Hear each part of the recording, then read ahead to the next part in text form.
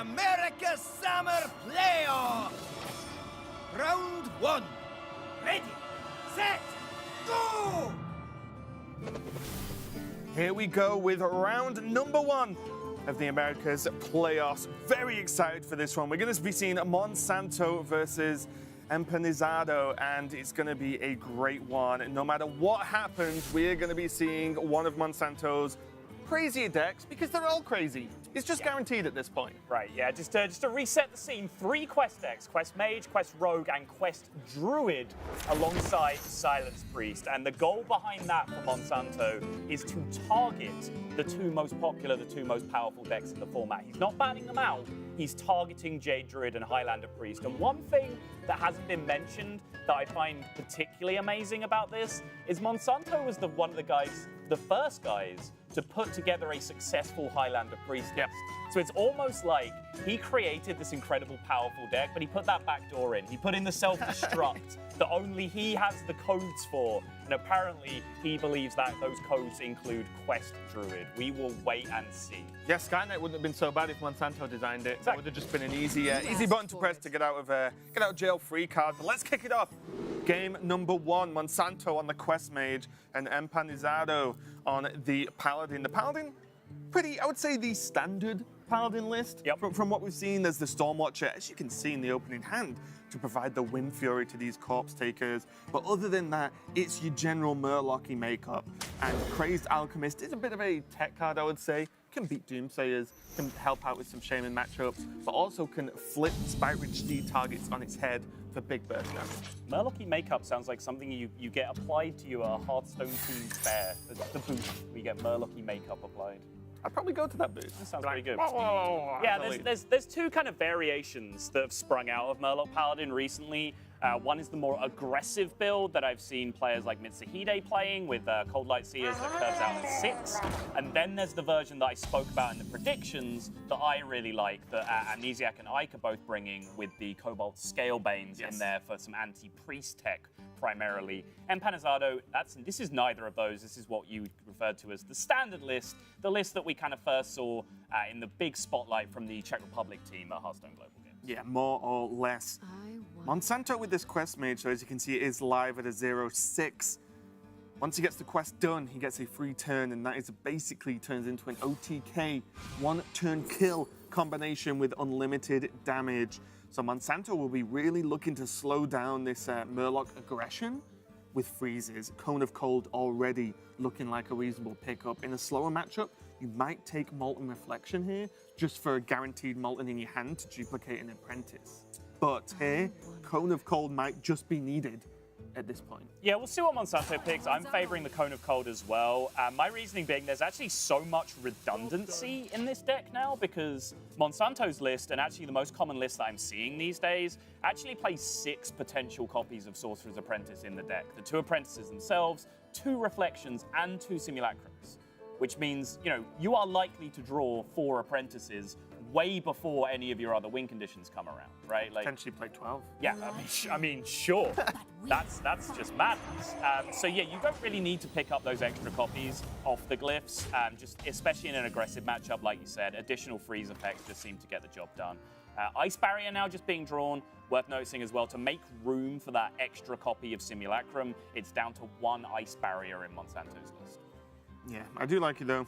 Like you said, it just gives you more outs. A lot of the time, unless you just get steamrolled by aggro, you lose because, a Molten Reflection might be in the bottom 3 cards of your deck. Yeah. But quite often this deck does just draw everything. It draws all 30 cards, which guarantees a combo of some sort. It's just surviving until then, whereas at the moment, Empanizado does have a pretty good pull there. Well, not the Megasaur, but just having the Rallying Blade available. I wouldn't mind seeing this and just pushing damage. I think Megasaur is a fantastic draw. I actually didn't even look at the coin for some reason there, but Coin Megasaur opens up Wind Fury, opens up plus attack, opens up Death Rattle into plants as well. Plus attack just seems it. Yeah. In this matchup, you take the options that hurt them. That is basically the plan. You are on a very, very limited clock, so I'm taking damage and I am jamming the face this turn. Yeah, more meaning the Death Rattle as a worst case isn't so terrible because of AoE effects, because of Freeze, Doomsayers, Blizzards, for example. But yeah, the plus attack just looks good to me, especially so early on.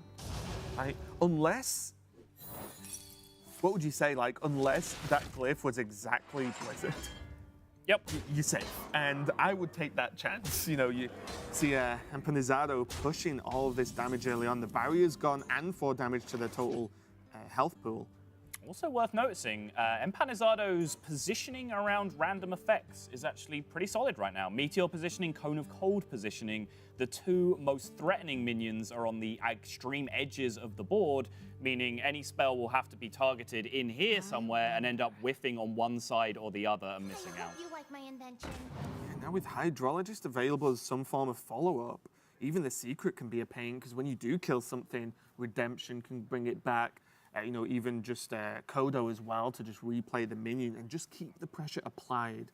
Because I feel like with this Murloc Paladin deck against Quest Mage, once the board's clear once, as long as the Quest Mage has got something left to control, it's very hard to like stick any damage. I've often played against Quest Mage, done one good push early on, it gets cleaned out or frozen, and I never get to attack again, basically for the whole game. And now you'll see Monsanto that turn chose not to use the Cone of Cold. It did restrict a huge amount of damage playing it that turn, but because the board positioning was so awkward, he's actually trying to engineer a better spot for himself. And Empanizado needs to keep these kind of random effects in mind as he plays out his minions here, because with that Glyph card being taken, of course, there's no copies of Meteor or Cone of Cold in the deck, but when Primordial Glyph is a card, you have to play around everything. Especially because you're playing around the choices your opponent's probably going to pick if they're an option, right? It's not like, oh, I'm playing around Pyroblast in this matchup. Well, no, you're trying to really play around this. No eye for an eye offered to Empanizado. It was a tough decision. The discrepancy between Redemption and eye for an eye is almost comes down to how close you are to getting to popping that block. If you're a long way away, you'll often go Redemption because you want to stick a board to actually need to get pressure, there first, right? And you'll just sit with a dead eye for an eye in the hand and never get your opponent down to 1. If you do get close, you'll take eye for an eye and just end the game that way. But in this spot, Redemption was the only one offered, so it ends up being a pick. Also as well, there are no weak options for Redemption here. You saw on Monsanto's previous turn, he pinged this 1-1 here. Just so potentially this turn he can now remove it from the board, which gives him a much beefier Cone of Cold target. He can remove the 1-1 from the board and still have mana remaining to freeze these 3 minions, taking a huge amount of damage away from the board. But now that's kind of negated by this Redemption, because if the 1-1's killed off, it comes back with Divine Shield. It doesn't come back in the same position though, which is very important. Oh, that's right. Ooh, okay. Wait, yes, it Yeah, does. it does. Wait, what? Subtle, why do I ever trust you? I don't know. Okay. Rewind. All the times I've Hang trusted on. Subtle on stream, Hang on he's a been minute. wrong. 100% of the time, never happening again. I am right, you are wrong, Subtle. End of conversation. Done. Finished. And now Empanizado, with that Redemption, has changed everything up now. And Monsanto, Maul and Reflections are not the cards you need early. Apprentices, not the cards you need early. That is your finishing combo. No freezes left, no nothing. And Monsanto has to make something happen at this point. He's been desperate. And Monsanto might just already be being run over by this Murloc Paladin. Yep, he's in trouble. I would have been in trouble too, because I just somehow completely forgot how Redemption works. I would have sworn, I would have fought you for hours, Raven. But yeah, the Rallying Blade can now just end the game. 10 damage going straight through. Monsanto There it had is. to take the push. Even if Lethal wasn't there, Empanizado had the possibility to just eliminate the apprentices from the game, which is essentially just checkmate at that point anyway. Yeah, exactly. And let's be honest, there were 2 Mortal Reflections in hand for Monsanto. Like, what's he doing next turn? A whole lot of nothing. Monsanto goes down to a very quick 0-1. It's going to be a tough one for him because already, you know, we talked a lot about his lineup. And yes, that's one game. Yes, the Murloc Paladin did get off to a great start, but that's what the deck's built to do. Like, it should do that every time. Yeah, and this is kind of the issue that I have with the lineup in general, is I think you are conceding way more percentage with the lineup that you have to Pirate Warrior and Murloc Paladin than you are gaining against the Jade Druid and the Highlander Priest that you're actually targeting. Which means eventually when you swing around and end up with those decks that you are targeting, you have to end up with a very, very high win rate. Of course, you get to ban out one of those decks from your opponent, as we've seen Monsanto has done here with the Pirate Warrior. And you know, we sort of maybe going a bit hard on Monsanto's lineup here, but bear in mind that Monsanto knows that almost every single player will be bringing Priest Druid. Yep. Almost every single one. So when you only have to hit one other class and try and beat it, it's not. It's a good idea, and we'll see if it plays off. That's going to be 0-1 for Monsanto here. We're going to be continuing the next game right after this.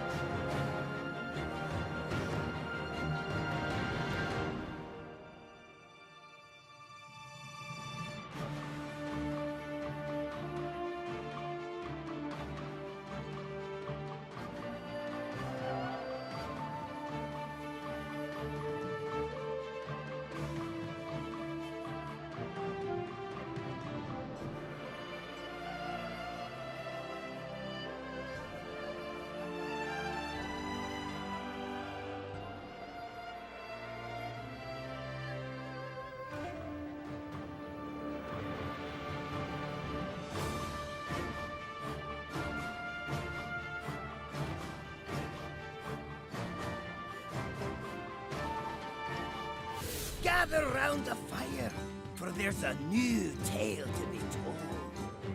This is the America Summer Playoffs! We are back and ready to go with game number 2, and I believe, Sottle, this is going to be a Druid Mirror, only in the class sense. Yeah, this is where things start to get interesting. You know, we've been making fun of Monsanto's lineup a little bit, but it's probably time to give it its due, because actually leading up to this tournament, a lot of pro players played a lot of practice sets together. There were 8-man tournaments being organized for practice purposes, where a lot of players just played their actual lineups for this tournament against each other. Against other players who are in this playoff, Monsanto went 10-0 through that tournament. So his lineup is working so far. Whether that has given a few of these players just that little bit of experience against his lineup that they may need that can turn it around, we will see. But more importantly, in the context of this series, yeah, the Murloc Paladin got a win. That was going to happen. That's not where Monsanto is concerned. And yeah, I'm sure if you are playing Jungle Giants, and with your only limited to 2 or 3 card mulligan, can still hit Wild Growth and a 3-drop every game, I can understand why you think this is the real deck. Yeah, not too bad. And I'll just outline what the deck does, just because... Go ahead, Raven. This is not really a deck that you've seen that often, but Jungle Giants, after you play 5 minions with 5 attack or more, you gain Barnabas, which is a 5-mana 8/8 beast. And when that's played, it reduces the cost of all the minions in your deck to 0.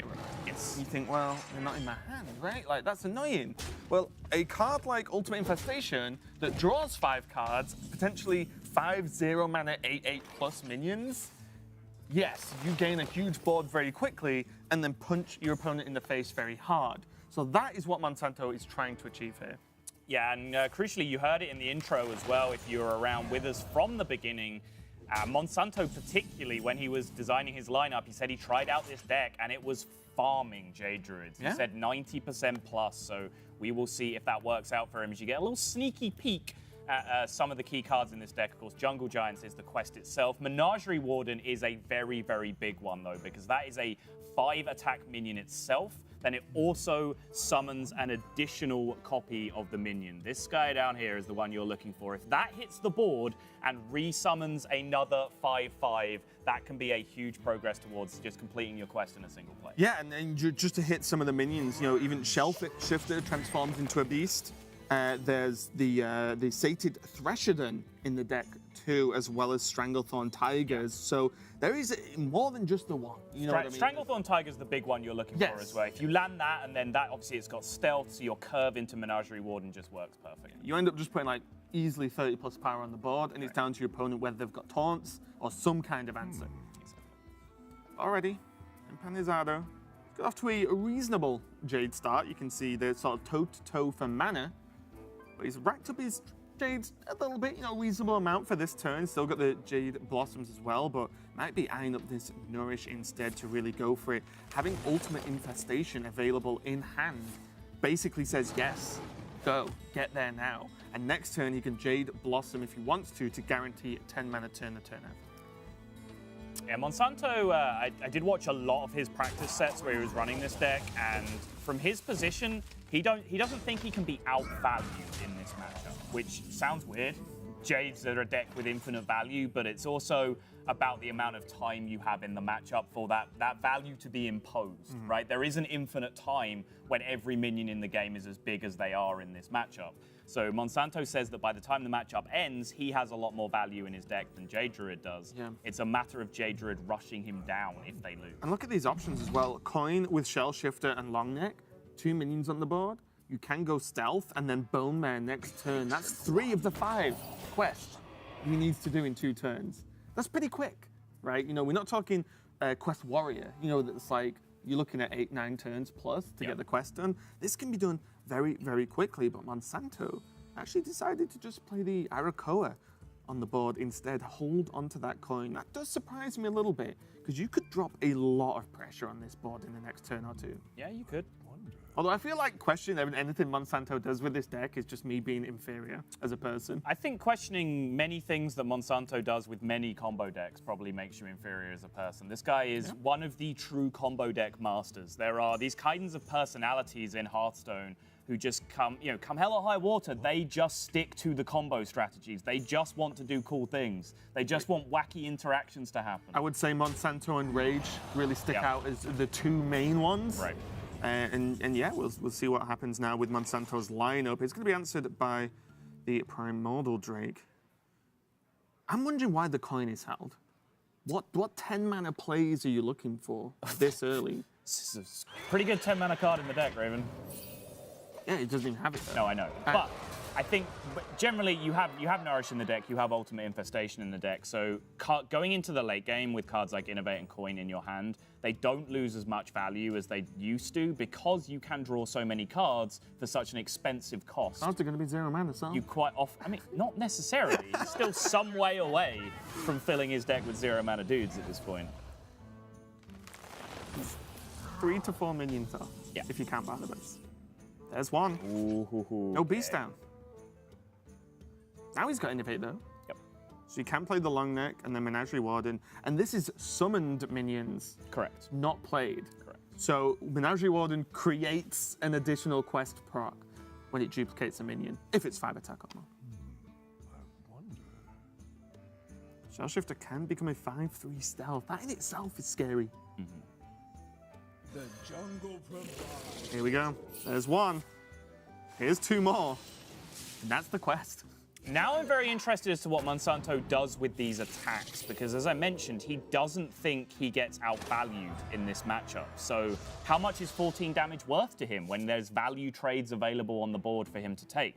Those value trades, however, do set him up into swipe just a little bit, and it looks like he is eyeing up some of those trades, even though this is nearly 50% of his opponent's life total he can carve off. Eyeing up some of those trades. Very nice. Have a cookie. Hey. All right, 9's going face. Don't blame him. Yeah, to not throw 9. Something we saw in some of his practice matches, do you remember? Yeah. He traded quite heavily at one point, and I think a lot of people were like, you could have pretty much killed him. Like almost set him to lethal, basically. Well, again, that's his philosophy. Yeah, he says he just doesn't lose the long game. This is just a lot of damage on board, though. Ultimate Infestation can gain 5 armor and kill off this Arakoa, open up a trade into the other 2 minions, and only leave 10 power on the board. Imagine if Empanizado actually just didn't have Ultimate Infestation this turn. Did he just lose? Just look at the power on board. Yeah. Never mind Barnabas.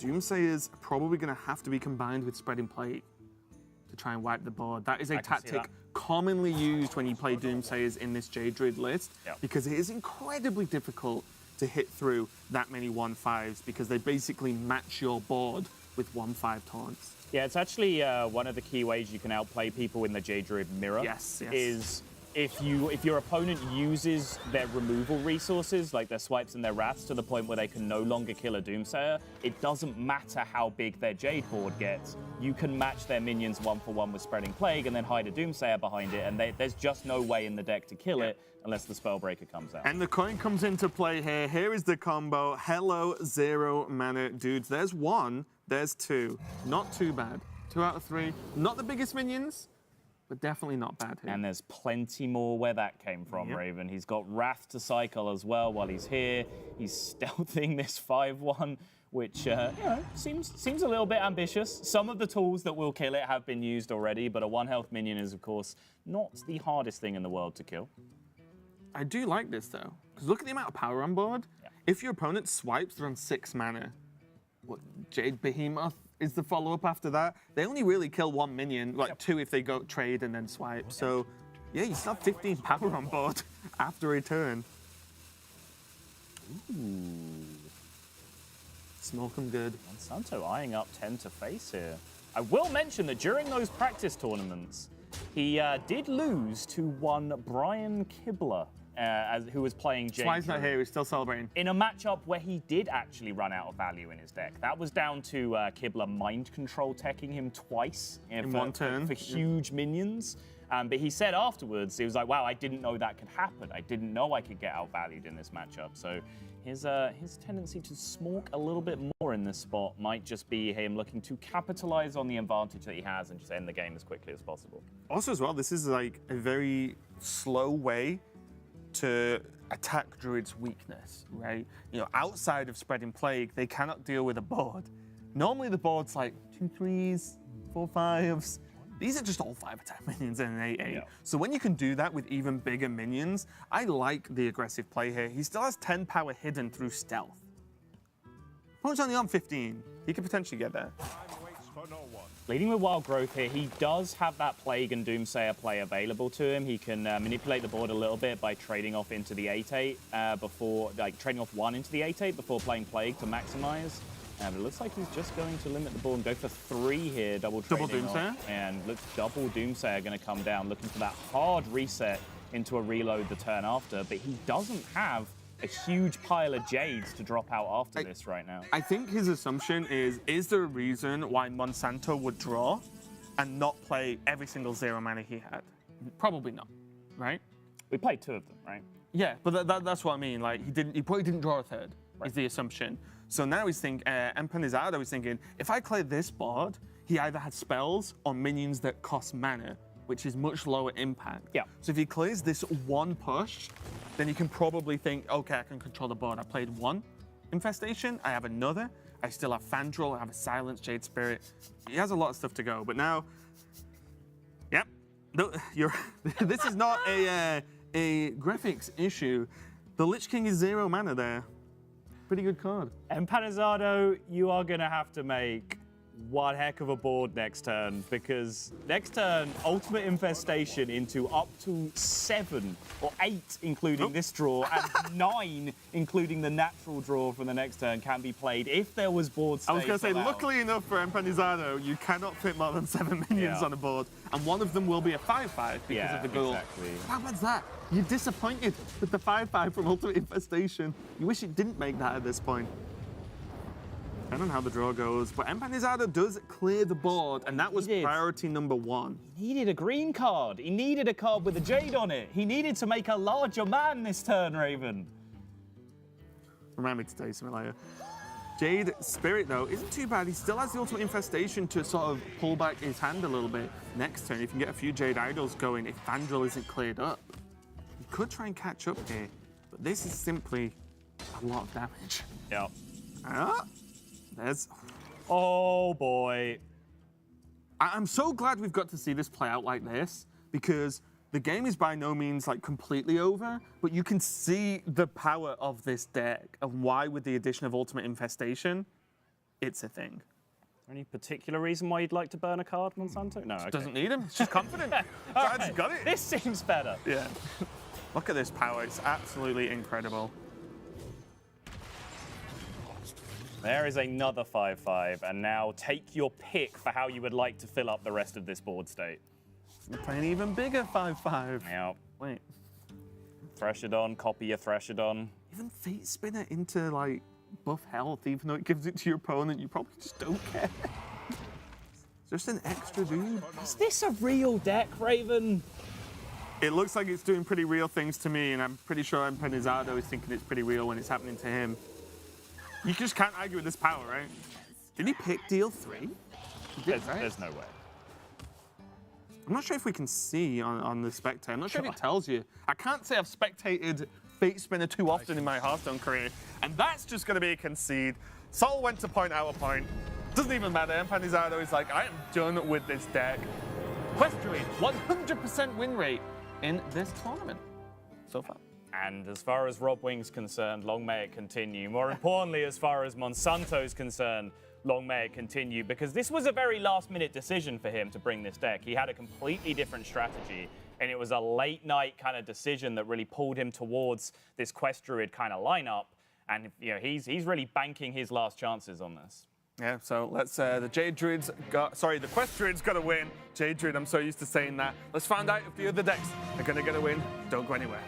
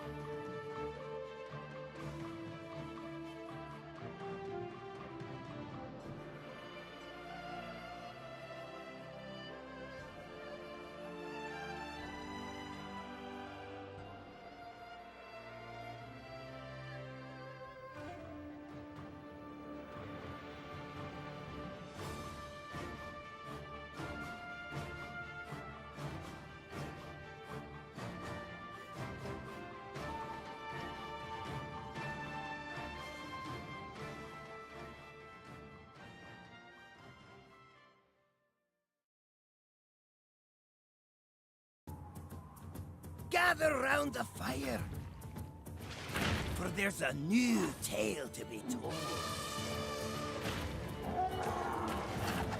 This is the America Summer Playoffs! Monsanto currently 1-1 versus Empanizado. He's bringing a bit of a crazy lineup. It wasn't his first plan. but he thought, why not? I figured that everyone would bring both Priest and Druid. So what I said to myself was I should just try to beat them, right? It's either worse or better than 50-50, but at least I was not satisfied by just a 50-50. So I wanted to try something different. And I did the same thing last year at Summer Championship, and I ended up being top 8. Can't argue with that. If your deck building skills and your strategy gets you there before, why not try it again? And to be honest, I love the approach of, I didn't want to leave it down to just see what happens on the day.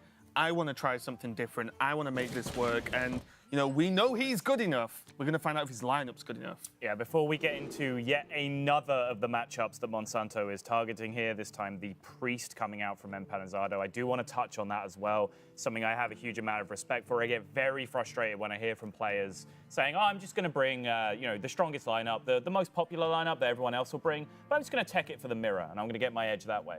No, that's not getting you an edge, because all the other good players in the tournament who are bringing that lineup are also going to tech it for the mirror. You're not squeezing out an advantage by that method. I think in this tournament, you know, just in case people think I'm contradicting myself, I picked players who have just brought kind of the base one strategy of bringing the good decks, but that's because a lot of the other players have gone too far. They've gone to Monsanto's level, and that makes that base strategy good again. But in theory, I love the idea of just trying to find something different, because deck building is an edge you can give yourself as a player outside of how well you play the game mechanically. Yeah, and we are going to be going into game number 3.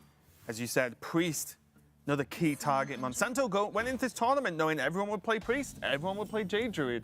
He's pretty much right, more, you know, near as damn it. So he's going to see if he can pull this one off. The Quest Mage, again, we saw it not do too well in game number 1, but it was double Apprentice, double Molten Reflection early draw against an aggro deck. I mean, yes, you lose that game. We'll see if you can make it work. Yeah, no Doomsayers early on, no Frost Novas, didn't have time to get to Blizzard. The Cone of Cold did look like it was promising off the Primordial Glyph at the time, but of course, because of the way Redemption works, as we all know, his plan for the positioning got messed up. As we all know. Correct. Now, Blakers taking down Zalay 3-0. Wow. That is bad news for Frodan, I believe, who has Zalay on the board as his favorite pick. That's absolutely huge. We've talked a lot about Zalay and Muzzy battling for the last call points, but taking a 0-1 loss round 1 is definitely rough. Fishy beating out Teebs 3-1 as well. We've seen Teebs quite a lot at DreamHack events. Yeah.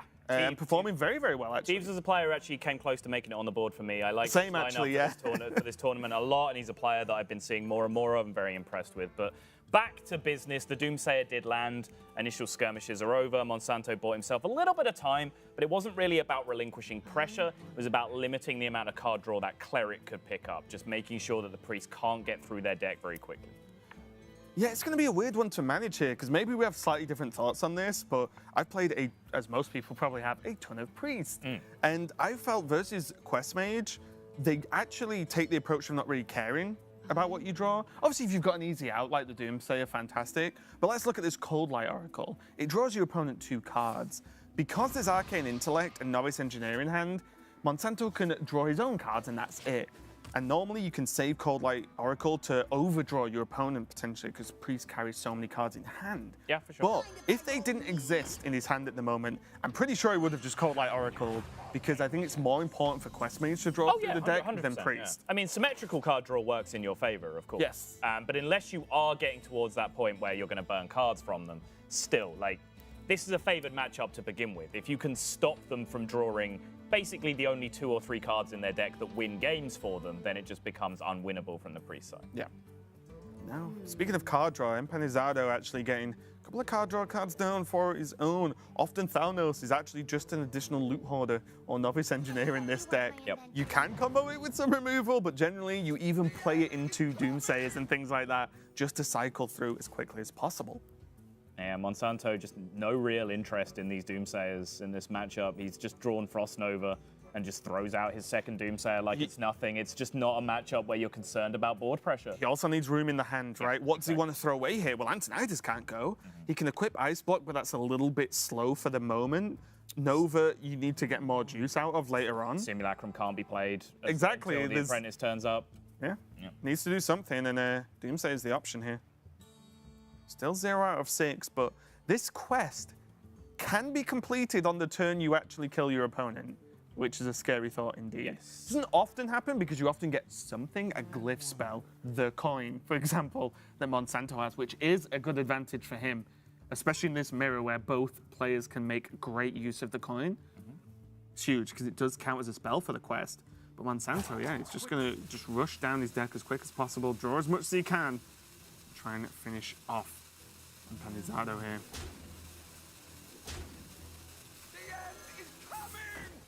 And this is what it's like in this matchup when you just want emptier hands. Yeah. So you see Empanizado is drawing up to 7 cards this turn. If he hadn't have thrown away a Doomsayer, he would have been up towards 8, which goes back to the point that you were making earlier, Raven, about the possibility of burning cards. This matchup is actually, for both players, quite a lot about keeping the hands empty, which is perhaps counterintuitive to some people watching who, would rather have a large hand full of options. That's a good feeling to have in a card game. But actually, without getting cards out of your hand, from the mage side, it becomes difficult to draw more cards for yourself, and from the priest side, you open up the possibility for your opponent to burn cards off the top of your deck by overdrawing. Yeah, and you can already look at this. Turn 5 going into turn 6, both players halfway through their deck already. That is a ridiculous speed in which they're drawing here. Empanizado has a... This is a really tough matchup. Having Velen available is huge. Not burning Velen is big for just the burst damage to catch up. But because the priest has no real early pressure, it gets to late game and you're like, right, now I need to start killing him. Yeah. But when you get to late game against Quest Mage, they're probably also at late game. Then they just kill you in one turn. Very, very tough matchup. And the decks, I believe, the current form of this priest is not really built to even try and beat this matchup. There are no early minions. Let's actually have a quick check. There is, in fact, like no Burglary Bully, for example. That card can get some work done, but also can be exploited with coins to fill up the hand. How much do you really want a handful of coins? I mean, this is one of the games where I wouldn't mind a Kazakus into, say, a 5/5 demon or something. 5 damage, summon a 5/5. Just something to pile some damage on. I mean, yeah, just 5/5 demon, revive 2 minions. Yeah, right? just anything. Just get aboard somehow. And then Blizzard. And you're like, no! As you see Kalaka Crawler and Tar Creeper, the tag team of low damage, coming out there for a total of 5 mana. It's better than nothing, though, but it does open up Monsanto to get some value from these freezes.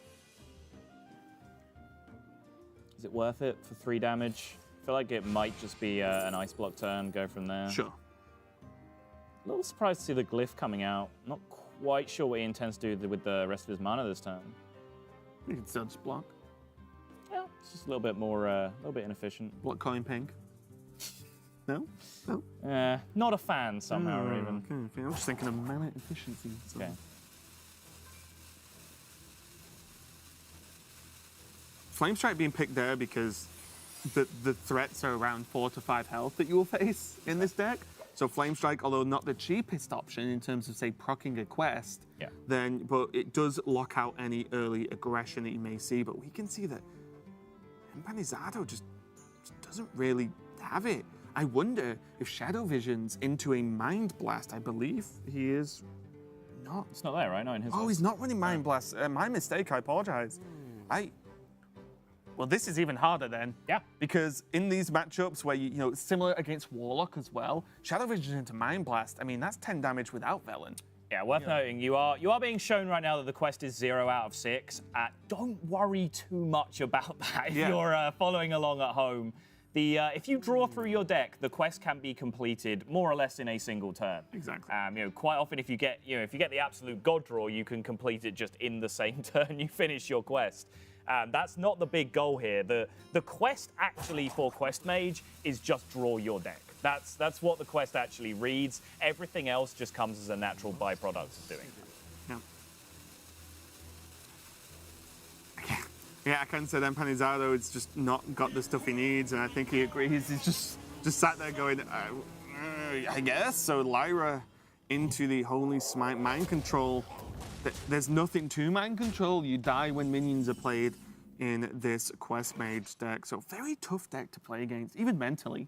Yep. Because during this series, if Empanizado loses this game, he'll probably feel like, well, there's nothing I could do. And you could say that as a positive in like, well, I couldn't really impact the game enough to win.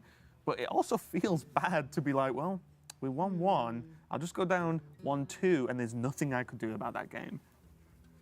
Very tough spot. Flame Strike does look like the turn here.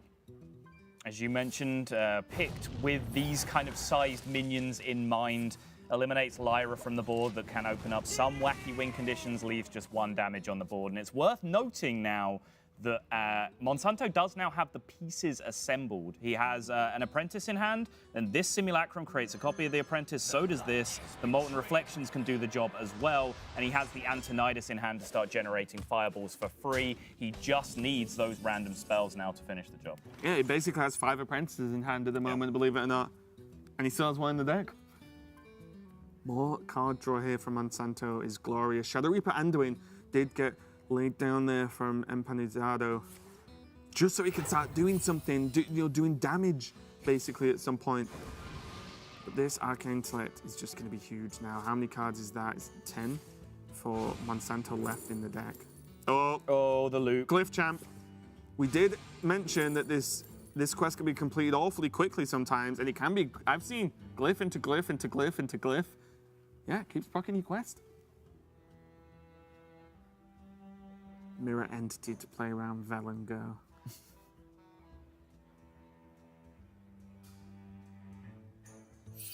I like it. It's a kind of joke saying Mirror Entity, but Mirror Image, I mean, what are you blocking? Well, most importantly, he needed a card he could play this turn. Because all the other plays in his hand, like the Simulacrums, just replaced themselves in the hand with an Apprentice, and the Glyph pulled him up to 10 cards. So he needed a card he could jam out, and as you said, Mirror Image just didn't really do anything. Yeah, what's he going to do versus Priest? Nothing, right? There you go. Last time you checked, it was 0. Now we're at a 4 in the blink of an eye. Yeah. Glimmerroot maybe can pull something out the bag. Yeah, Glimmerroot into specifically Ice Block is one of the big outs, because this deck has a heck of a time trying to beat Ice Block specifically. Nope.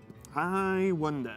Yeah, that is a Apprentice. Enjoy that, Empanizado. I'm sure you'll do great work with it. Second copy of Radiant Elemental for your deck. There you go. Sounds great. Not in this matchup. Just there we go. You just see just any damage that can be done. And there's the rest of the quest. Yes.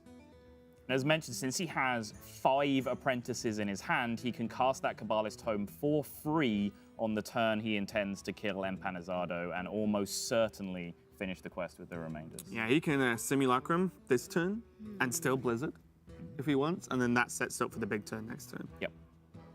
Mainly because Simulacrum changes a 3-mana Apprentice to a 2-mana Apprentice, basically. Yep. So you may as well get it in this turn and save some mana next turn, just in case the Kabbalist Tome isn't your best friend. And gives you some of the high-cost spells. And now Empanizado. Yeah. Vel and go. I mean, find a plan and make it happen. I don't care how wacky your plan is at this point. Well, I actually think that's not wacky at all. Look at the rest of his hand. The rest of his hand, all it does is say, I pass, you go again. Monsanto's on 9 cards, 8 on the draw next turn. I think he has to Velen, and I like the recognition here. He's just like, I don't even have Raza, but this gets me 4 damage this turn. Velen's a threat, and maybe 4 damage next turn, maybe even more. He also just saw Simulacrum get cast, which when that happens, you know what's up. You know what's about to happen to you.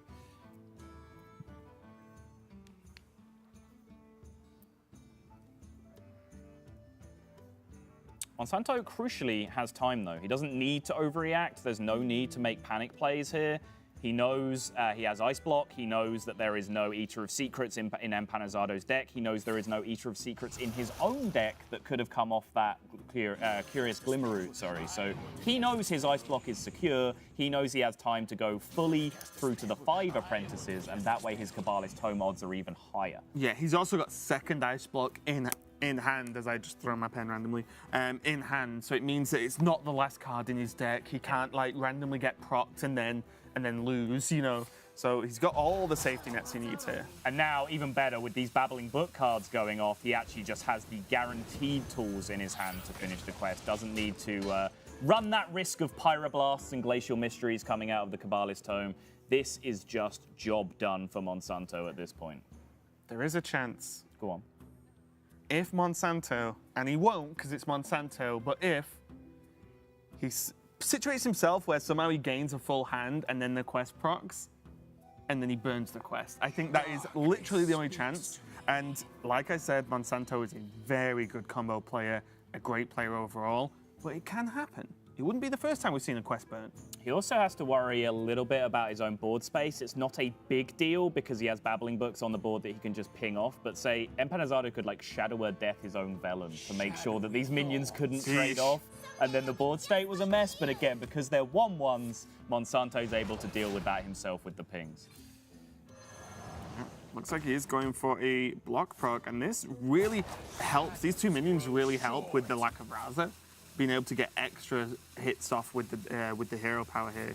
But it's just not going to be enough. Oh, sorry, with silence. Yeah, sorry, I apologize. I actually didn't see the silence. Yeah. So great job by Empanizado, to be honest. That Velen last turn, getting the damage in, gives himself a chance, a slim one, but a chance. Someday, Nope. I'll be just like you. Yeah, from Empanizado's position, it gave him a chance, but Monsanto had it locked up the whole time. You guys can just sit back and enjoy this one, the very definition of fun and interactive. Someday. That's literally. All right, Raven will narrate proceedings for you. Aha! We're getting there, nearly there. Time Warp comes out, Extra Turn comes out, Antonidas comes down, the 0-mana fireballs will start being generated. Each one costs 0 because of the quadruple discount from apprentices. Raven, take it away, sir. Aha! Aha! Aha! Aha! There you go, that's enough. Raven begging Empanizado to concede so he doesn't have to follow through with this. Aha! Aha! We see all the fireballs getting stacked up. I think you can already see Empanizado has actually conceded on his end. There we go. Your victory proves nothing until you win this series. Monsanto going 2-1 up. Quest Mage ticked off the list. Quest Druid ticked off the list.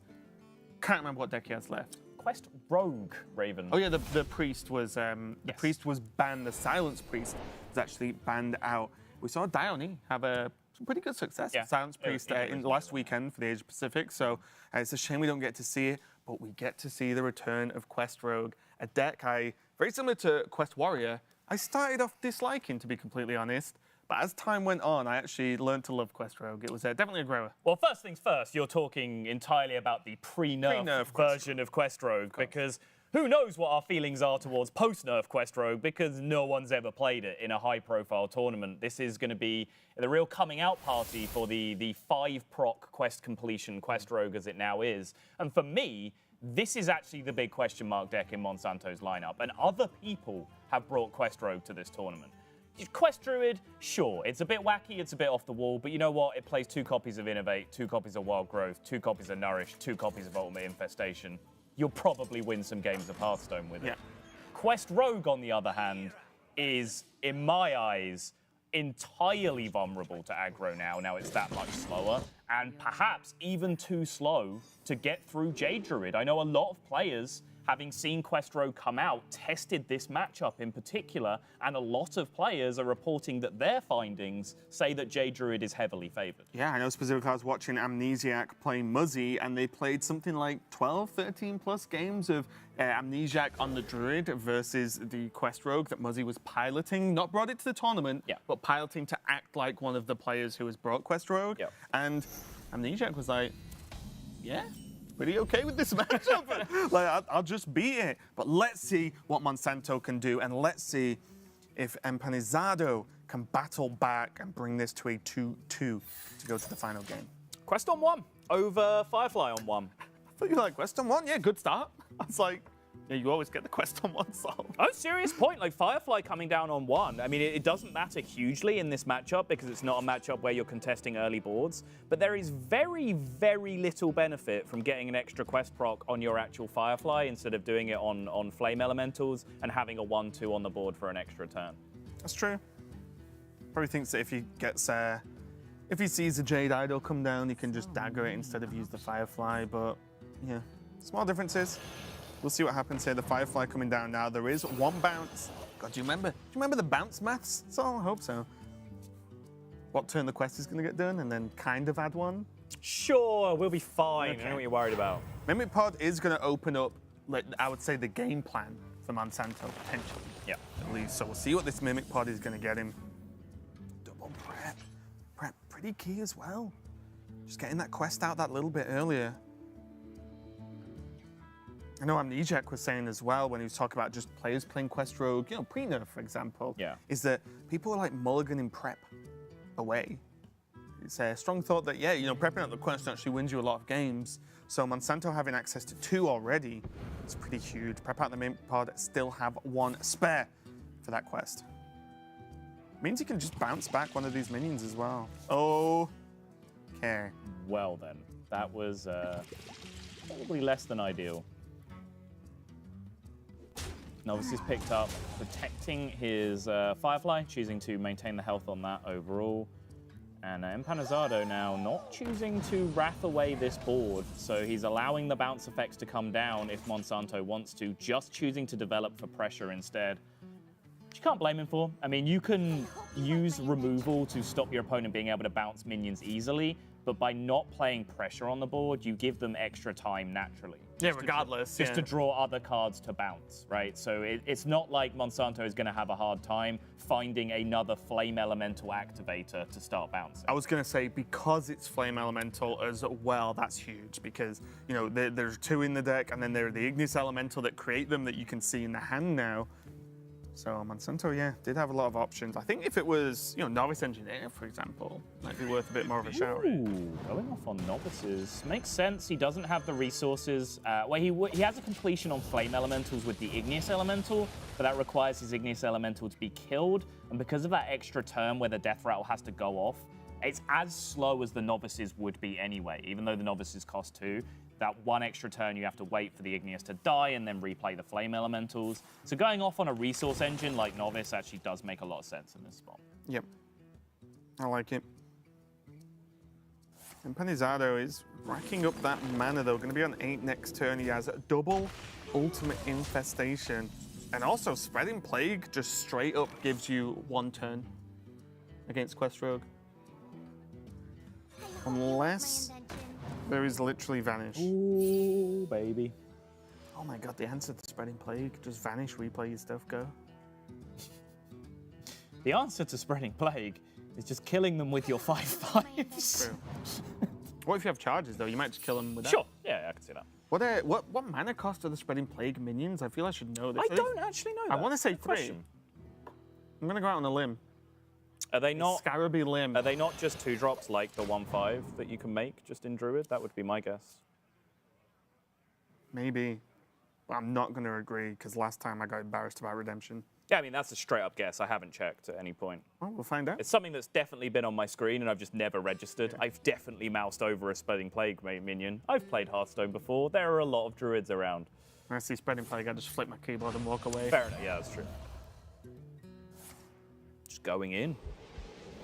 I've really liked Empanizado's approach to these games so far. I think his overall plans are definitely the right path to take in all of these matchups.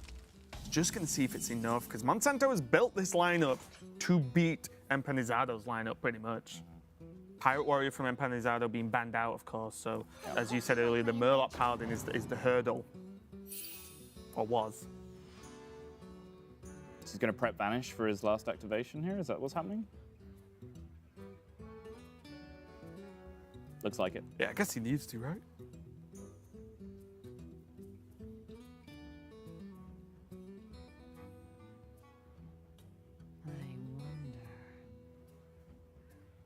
And then just replay the Elemental.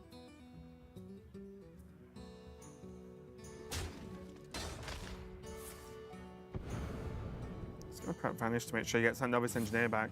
It's a very valuable resource that he's expended, both the Vanish actually and the preparation itself. Not necessarily even used in combination, but prep for the quest and just Vanish is just a vanilla card in this matchup when you can, you know, all their stuff costs 6 or more and you can just slam minions that cost 1 and are 5/5s. Vanish is just a powerful tool in the matchup, and now straight away you see a huge board state coming down from Empanizado. No prep quest. Yep. I hope you like my invention. He does, however, have the job done. Oh. He draws the second copy of Vanish as well, which could be huge in a couple of turns' time. Maybe even next turn, depending on what Empanizado presents to Monsanto as a threat. Because next turn, you know, yeah, he gets some value here. Doesn't actually kill the Jade Behemoth being at 6 health because he's got no dagger equipped. But even next turn, he can Vanish, play 2 5/5 charges potentially.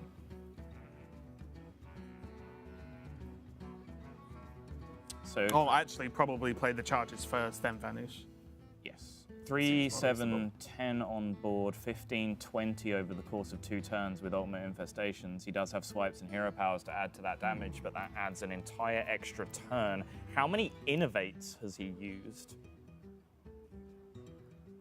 Oh, that's none? I want to say none too, which means 10 damage in play. Ultimate Infestation this turn is 15. Ultimate Infestation again next turn is 20. And if you've drawn and not burned an Innovate in that period, that is 21. I think that's what Is that 1 damage off? Right. Also, if you draw the Innovate now, you innovate the hero power right now, because then you're playing around Bilefin as well with the Taunt coming down. Yep. No Innovate. Still, that's, I mean, still, well, you can actually draw a lot more cards with it next turn. Oh, did he innovate Nourish early on? I'm honestly not sure. Okay. Monsanto on 6. I mean, hang on a minute. Does Empanizado just win through Malfurion? Malfurion hero power, summon taunts, and then just swipe? Very possible as well, I think yeah. Malfurion might just get him there. Yeah. There is another Vanish, but then there's not enough mana for Monsanto to deal the damage over 2 turns, right? Right, but now the Bilefin taunts are coming down, which starts to put That's a true. huge, Ooh, this is tricky. roadblock in the way. This is why that extra 1 damage this turn off the potential Innovate draw would have been so huge, because then it was just a matter of slamming face with the second Ultimate Infestation. Now he has these taunt minions to worry about. And now the gadgets, the Ferryman, being able to bounce the charges or just bounce the taunts. Bouncing the taunts Yeah. might even be more Yeah. important at this point. You can always charge Vanish next turn if you really want. It was even trading. Shows the importance of him not taking any damage, not having any minions available to potentially punch through these taunts and finish the game. Wrath.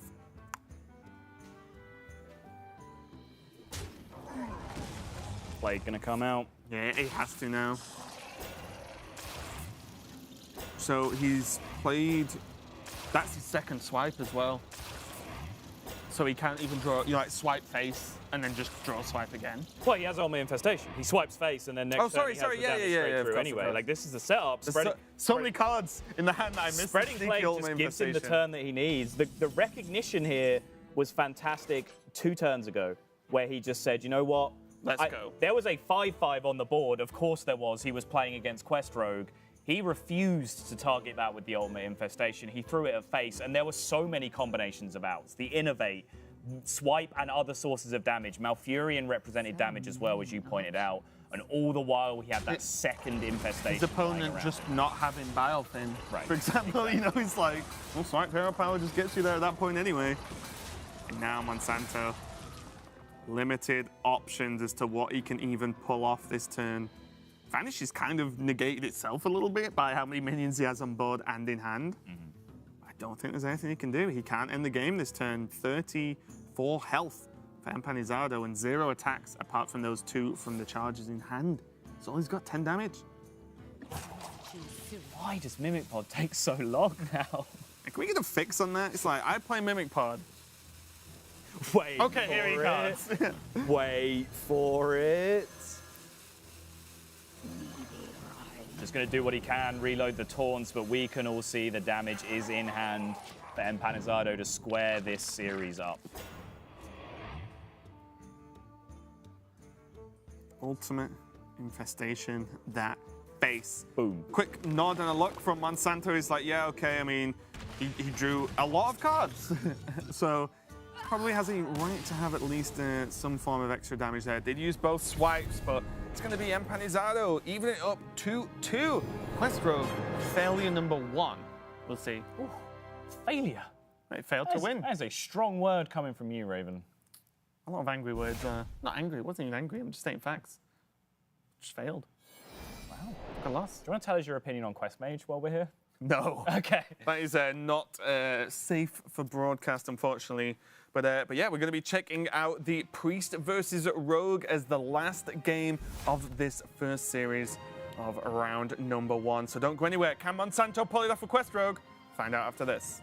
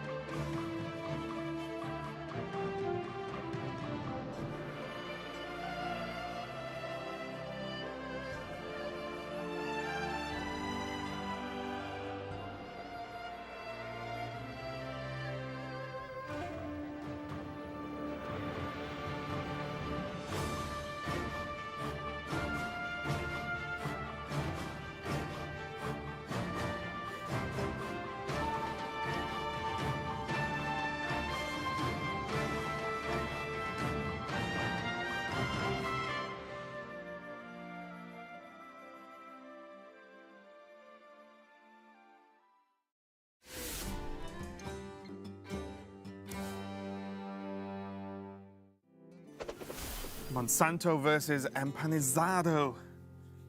Both players putting up a strong fight here. 2-2, last game, Priest versus Rogue. How do you feel like this matchup is going to go? We've not seen a lot of Quest Rogue, of course, till now. But is it built to beat Priest, and if so, by how much?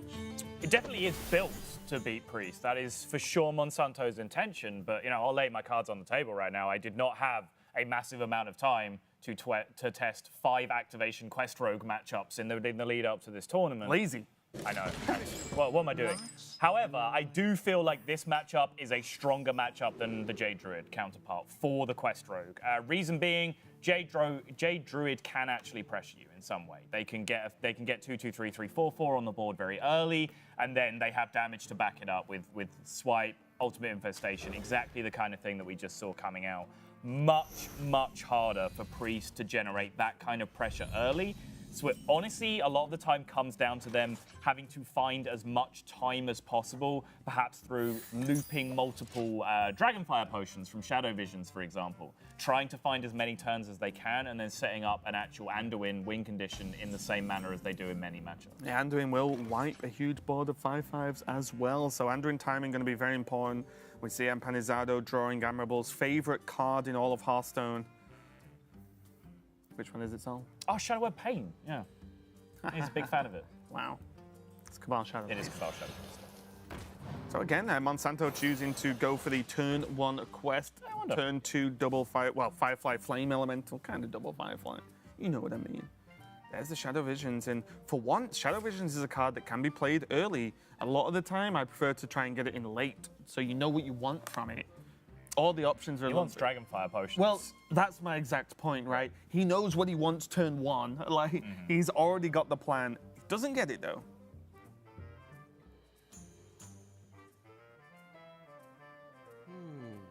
Now he's stuck with a pretty tough decision. Yeah, it's this opener, because you're like, well, I'm going to Holy Smite 1, but then he just does the other one. It's such a frustrating knowing that the bounce can happen on the Firefly targets. Yeah, I think if you take Holy Smite here, you're just saving it up for To try and damage. kill him. That's more often than not. Because hitting either of these does kind of nothing, right? The potion, is the potion ever enough to even make you survive an additional turn? Probably not. Maybe even Spirit Lash or Smite because they're cheap and you can cast more hero powers with them.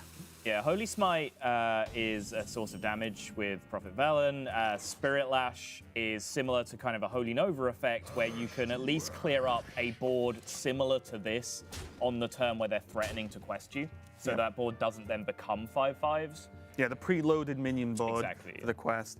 There's Velen, so there's 2 pieces so far. The Raz is the big one now. Raz is huge, yeah. Crucially, though, Shadow Step Coldlight Oracle in hand from Monsanto. He can start trucking towards this quest extremely quickly. And Mill. Empanizado has the Shadow Herb Pain in hand, but he's going to have to silence that 2/3 if he wants to deny the 3 Firefly. cards this turn. Monsanto. We could have seen 3 cards milled. You can still do it. Milling your opponent is always a good feeling, always very exciting, not always the correct play. That's where I've been going wrong with 5 mana Quest Rogue. Yeah. 5 proc Quest Rogue, should I say. It does interest me about Empanizado's list that, I mean, I hate siding with Admirable because it's just not a thing I enjoy doing. But minus this Shadow Priest and plus a Mind Blast, I feel is great in almost every matchup you're expecting to face. Like, Mind Blast is so powerful. Whereas at the moment, not having a strong burst could punish Empanizado here. Killing all day. There's another name on the board going down round 1, unfortunately, as we do see that silence coming out from Empanizado. It was going to have to happen. He didn't react to it straight away. He just tanked 2 damage from it. Realized there was no way that Monsanto was going to proc it if he didn't play minions himself. Waited an extra turn, evaluated the situation, decided he needed to silence and Shadow Herb Pain that thing anyway. Okay, Monsanto, now there's double Shadow Step Cold Light. Just saying. Just finish the quest on Cold Light Oracles. Just go in. Something, year of killing all day, not off to a good start. But this could be the weekend of Raven. Sorry, what? Delay's lost, killing all day's lost. Okay. Maybe you're going for the everyone else getting 0 and you getting 18 plan. Oh yeah. Okay. All right. Well, no, I need, how many do I need? 15? You need. If get 19 If points. TJ gets 0, you need 13. TJ's winning on 15. Oh, he's on 15. Yeah, sorry. Oh, easy. Easy. It's just going to go in on the deckhands, it seems. Yeah, choosing to commit early. Doesn't need a great deal of extra resources from this point if he can just load up. Yeah. Being able to specifically Shadow Step in them is huge. You have 0 mana, 5/5 charges, and there's prep quest next turn, so he can bounce as well. It's 15 damage from hand, 20 damage effectively represented on board. Empanizado needs to do something. I think it's going to have to be Nova.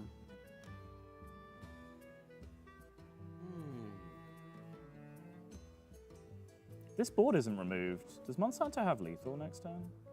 I think so. He has 15, right? He plays these, the quests. Oh, hang on, no, he needs to bounce first. Yes. So sorry, these only do 2 each. So there's 20. Damn 5 mana There's quest. 20 represented on the board. The initial deckhands do 2 more each. That's 24. And then he bounces 1 more, replays it for 29. That's a total of 3 mana. He can then prep the quest, play it again.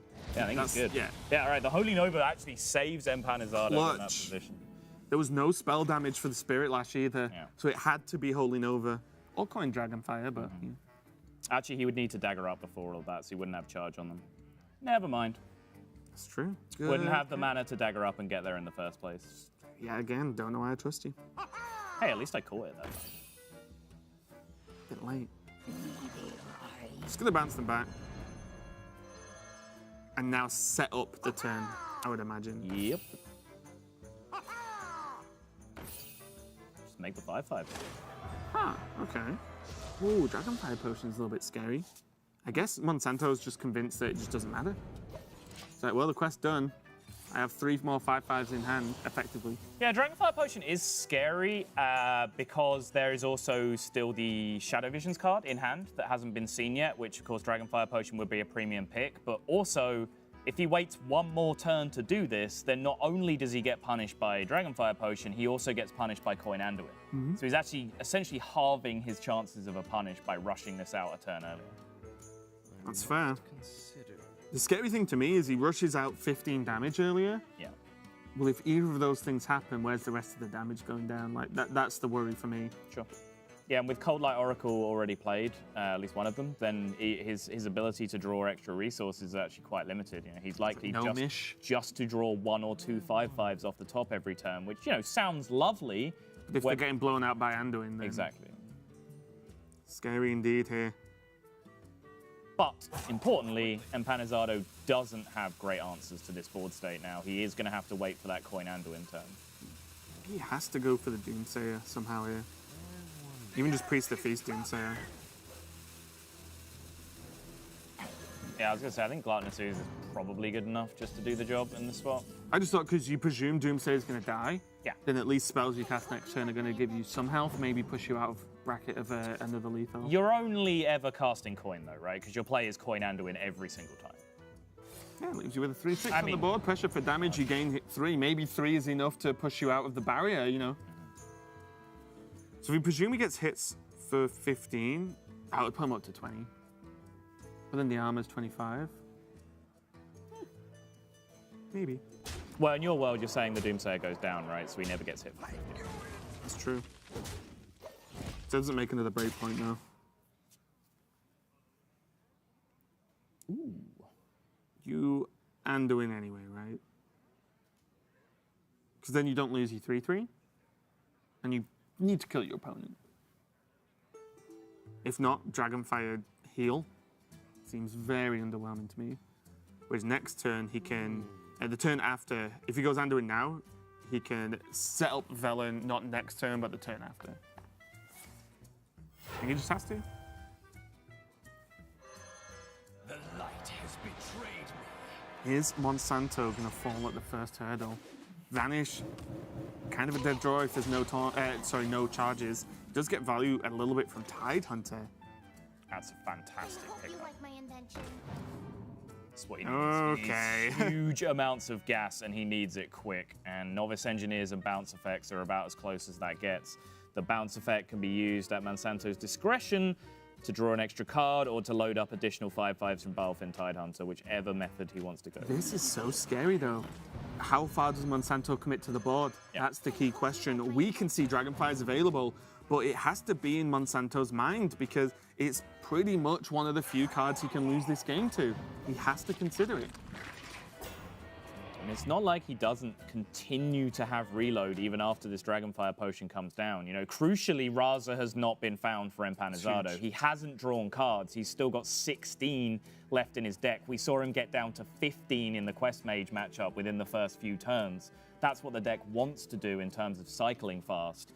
So Empanizado is still potentially a long, long way away from that Raza, which means his ability to pressure Monsanto is actually very limited because when can he ever get a free turn, for example, just to play Prophet Velen on the board? Well, probably the turn he can, depending on what the board state looks like, but Prophet Velen Spirit Lash is almost like a Reno effect. Darkness. So he could go for that a little bit later on. But I mean, find a turn where Prophet Velen sticks to the board. Oh, right? sticking to, yeah, Like, I mean, yeah, that's a To different make question. that happen, you basically have to bank a Doomsayer the turn before, which I think, like Monsanto on the turn the Doomsayer came down, perhaps was considering the implications of just hitting face and trying to set up the race. But then you allow your opponent just to curve out into Velen on 7, and that can make a huge mess for you. But like Empanizado just doesn't have a race win condition for himself set up just yet. Iron Blast would be awfully nice. Would? I mean, a Raza off the top would be awfully nice as That's well. also true. Another bounce. Could Monsanto have actually played Igneous last turn? He could have, right? Not after bouncing the novice, no. Right. Okay, was he one off? Yeah. Okay, that's He fine. had That's two, fair. He had That's two fair. remaining when he drew it. Okay.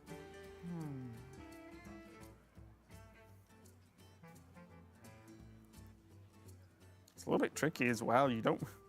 When your opponent's not got Raza, Elemental is the next best thing, right? So you kind of don't want to leave that bad boy on the board.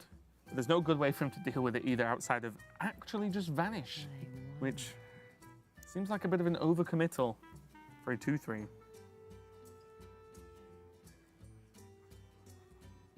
Monsanto looks like he's going max pressure this turn, choosing not to bounce something in order to just get an extra 5/5 on the board, leading with the Youthful Brewmaster, not holding it back for additional bounces. Well, there shouldn't be any AoE left, right?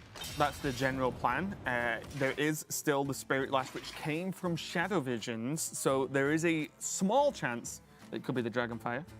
But other than that exactly happening, Monsanto's like, okay, you got me twice. Let's go this time and see what happens. Yep. Ira could provide some strange outs, some strange stabilization tactics.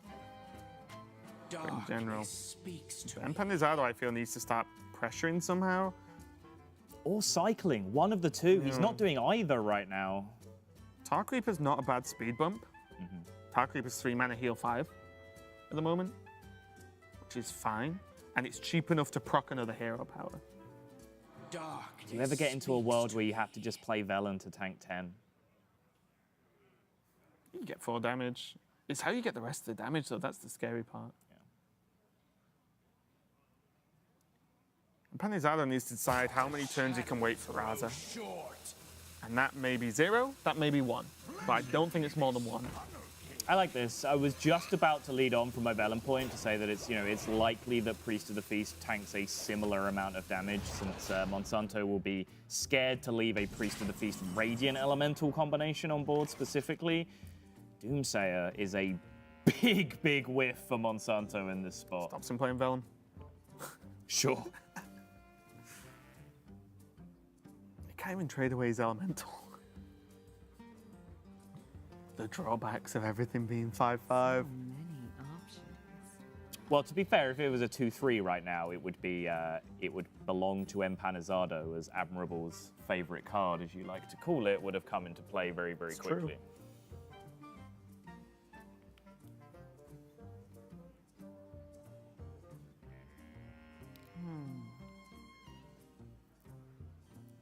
Empanizado, like I said, is off the back, or coming off the back of Copa America's Summer top 4. So he's wanting to cash in on his performance there and move forward through the playoffs. And taking down Monsanto, 1, will just be a great start to Swiss. 2, just a great start for himself, to be honest. Just saying you took down Monsanto, it's a good name to have on the belt, so to speak. But Monsanto still, after that awkward turn, still pressuring 10 damage. It is. Kazakus. What do you even take at this point? I guess Kazakus Hero Power Potion? Healing Potion? Not Kazakus Potion?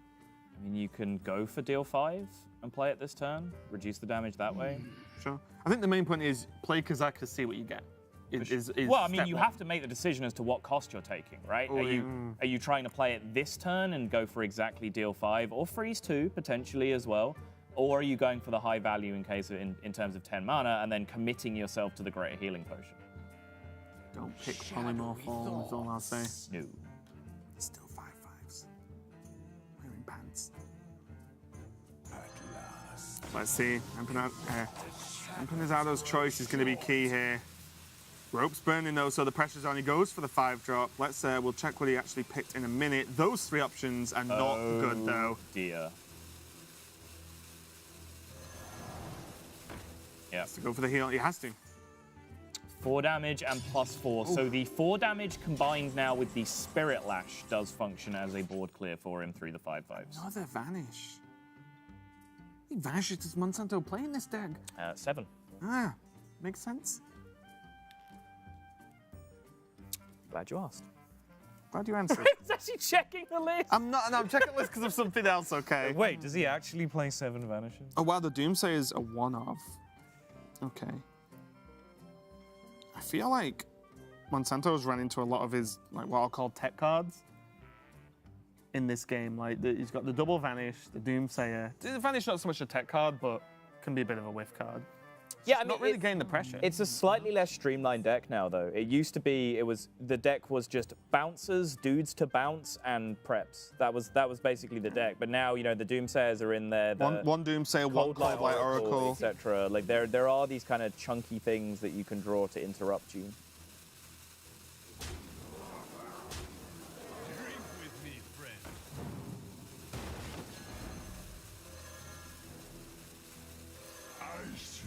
Monsanto are going to be leaving up the Elemental and just saying, well, you don't have Raza, so it can never be that bad. It's going to be extra heal, though, if you just go with this clear play.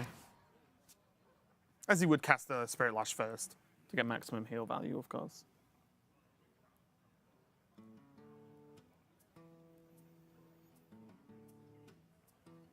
Could even drop Lyra. He does have +4 health on his potion as well. If he feels desperate, Lyra can make things happen. Shadowy thoughts. Lyra sticking to the board can, you know, find you some extra win conditions, get you those extra Dragonfire potions that you're now missing, Heal, pick you up even. copies of Holy Smite and Mind Blast to pair with the Even Prophet great Velen. healing potion. Yeah, You know exactly. Monsanto doesn't have much in hand. One, because, well, he's only got 2 cards, but also the cards aren't being played. Yeah. So it's not pressure, it's not minions. Yeah. If it was playable minions, he's seen Dragonfire. Like, you would just him. drop it down. He's seen Anduin. See him, he's stomping over it. Yeah, I like this. I really like this decision from Empanizado. Just take advantage of this Radiant Elemental while you have it. Try and go off as hard as possible. Oh, there's a there Dragonfire. it is. In one. Jeesh. Shadow and Aura picked up as well. He hasn't drawn his pint size yet. Wow. Wow. Wow. Is Empanizado gonna make this happen? Very difficult considering mainly there is no Raza. That's the key. No Raza has made this matchup even more difficult than it should be. Yep. But Empanizado is hanging on with the help of Monsanto dropping a little bit of pressure and a very timely Dragonfire Potion draw earlier. And now he's got another one. And also as well, let's just be honest, he's just got 8 damage on board. Like, nothing to sniff at when Monsanto can't heal. Like, his health is his health for the whole game here.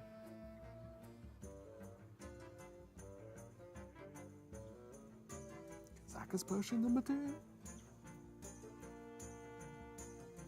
He's gonna put 20 power on board, and with the hit from the dagger, it sets up lethal.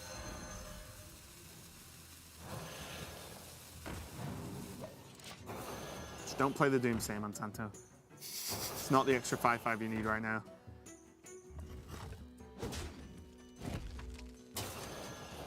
Okay. So it's like, pass? You need the 20. What's going on? Death clears 1. Dragonfire Potion clears 4. Dragonfire Potion clears the lot, and he can drop another Kazakas, pick up another potion behind that. With the freedom this time to take a 10 as well. Yeah. Because he's under no pressure at that point. And also, you get to the point where you can probably guess that Monsanto's card is Doomsayer. Yeah, what else What, is he's getting played played? 2 Vanishes now. Right. Like, there's, I don't think anything else in the deck you would hold on to. There's Dragonfire. Monsanto's face says it all. It's like, well, thanks, Lyra. What did you ever do for me? Going for another 5. 5 again, okay. Just wants, I think he wants the same turn again. The Lyra Elemental 5. I don't mind it. Got 5 damage as an option there. Let's see what he picked on time number 2. Predict deal 5, freeze 2. I didn't get an extensive look at the first options, but freeze 2 was available, which is a fantastic stalling technique in the matchup. Oh, roll of the eyes from Monsanto there.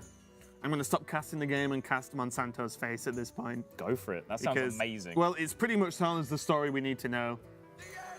The side look from the first Dragonfire, the other side look from Lyra, the Mimic Pod into preparation, and then having to play the Doomsayer.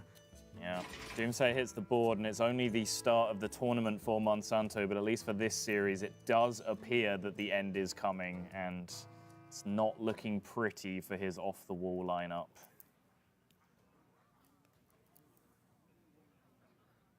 Is it time to just get this Velen in play yet, Raven? Sure. shadowy thoughts. That is a shadowy thought, that's all. He just wants the other turn. The worry is, can Empanizado play a little bit too cautiously? Maybe, maybe not. No, he can't. He's just going to kill every minion in the deck because every roll is Dragonfire Potion. The Dragonfire Potion number 2 from Lyra, and he's already played the one in his deck. Monsanto. Take your time, mate. You've got this. We're going to go and grab a drink. We'll come back when the Dragonfire Potions run out, so never at this point. That is... Okay. Trying to judge Empanizado's like facial expression. It's like the slightest of smirks. Just like, yeah, play some more 5/5s.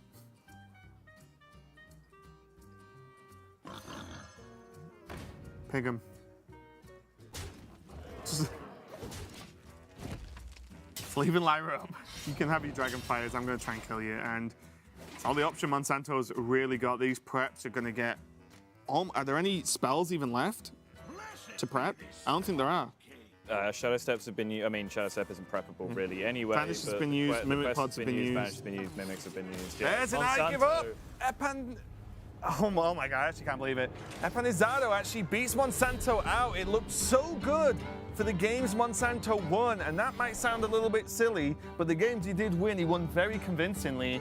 Yeah, I mean, it just wasn't there. There were 3 big tests to be passed for Monsanto. You know, the Quest Druid, yeah, A+, good job. The Quest Mage, yeah, graduated with honors, but it's the Quest Rogue so far that's pitching a solid D- at this point. He's still got a lot of work to prove. Empanizado definitely had some help from some timely Dragonfire Potions in that matchup, but Quest Rogue still just looks very meandering to me, very slow to get going, and we saw even just not very aggressive decks being able to hang with it so far. And a great opening match there as well, so it was definitely awesome to see there from Monsanto and Empanizado. A great win for him and a great loss for Rob so far in the predictions. That's awesome. Did you enjoy that match, guys? That was kind of nuts towards the end there. Dragonfire Potions everywhere. Yeah, it was a bit of a roller coaster back and forth. Kind of disappointed that Monsanto was not able to close it out, but the Quest Druid looked fine to me, so I just, was able to get the win. Looked fine to Can't me really too. argue with the results, right? It's a 100% win rate. Yeah, when Rob loses, we all win, right? Yep, Yeah, sounds I good mean, to me. that is something we can all agree on. It's just a moment of joy in Rob's misery. I mean, I was literally counting you guys off the ticker there when I started seeing the results come in. I was like, okay, he's lost, great, he's lost. Pretty much all of us got a loss in round 1. I've not checked my players, so fingers crossed. We'll have to see. But could that Quest Rogue have been Murloc Paladin and been able to overcome? That's the big question, because I feel like that's the Priest/Druid counter that people were replacing with it. Yeah, I think particularly like the Scalebane list, right? Like in my testing, that list is nuts against Priest, just absolutely farms on it. So I would have liked to see that a lot more from the Quest Rogue. I think the Quest Mage and the Druid are fine. They're doing the job just fine at this point, but that Quest Rogue is a big question for me. A lot of Quest Rogues losing in round 1. Yeah. Yeah, it's not a good sign for the Quest Rogues, and we're going to have another Quest Rogue lineup coming up here on round number 1 side analysis desk. We're going to have Teray versus Fibonacci. So when we come back, more round 1 action here in the America Summer Playoffs.